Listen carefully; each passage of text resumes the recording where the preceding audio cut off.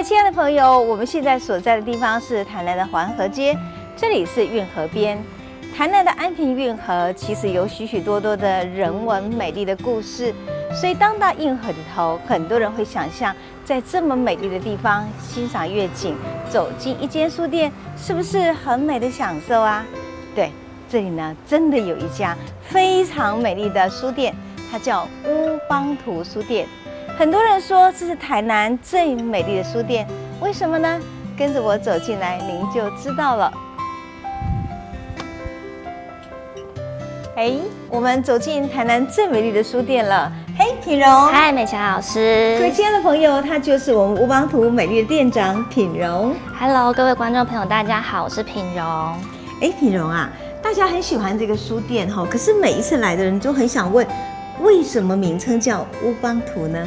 好，其实这个名字的由来非常特别，是书店的创办人就是李先生，当初在成立书店之前呢，他在报章杂志上面翻到了一个关于乌邦图这个名字的由来。那他是一个人类学家到非洲的一个土著部落里面做调查的时候，意外发现的那个土著部落他们所和生存的方式，以及他们的团体生活的方式。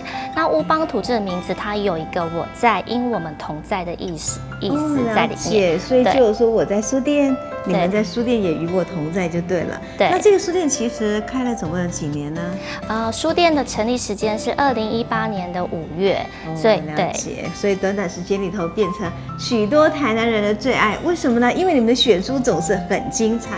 你可以带着我们去看看你们的选书吗？可以啊，没问题，跟我来。老师，这边就是我们的选书平台区。哇，这看起来很丰富的书籍耶！你们的书籍是用怎样的概念去做选书呢？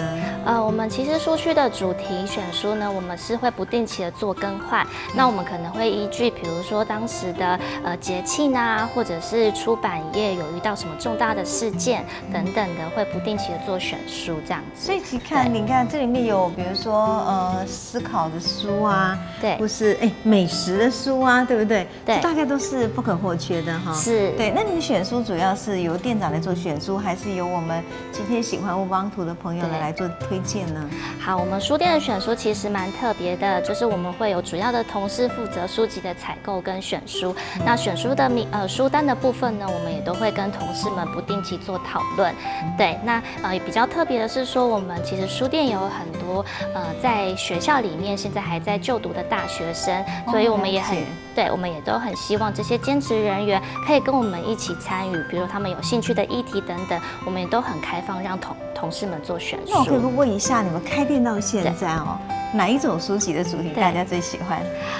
我们书店的话呢，以比如说饮食类的，比如说美食哈，蒋文宏队长是不缺少的，还有或者是旅游的书籍，对，这些跟我们生活息息相关的。那近几年就是最近我们也有发现，比如关于心灵励志类的书籍，或者是投资理财的书籍，其实也都受到读者的欢迎。所以其实你们还蛮同步的去想到大家的需要，然后给书店做最好的选书，对不对？是。那书店呢，其实这样的设计很多人非常喜欢，尤其是我记得你们书店有一个像这个书墙上面的那个平台，它像是一个水流。那所以当时在做这个书店设计的时候，有没有特别呼应你们这个地景是在我们的运河边呢？是的，老师说的没错。当初呢，我们的建筑师呢在规划我们整体空间的时候呢，就是以我们的前面的运河下去作为发想，所以在我们的这个类似像河流的平台上面呢，其实也都是可以让读者们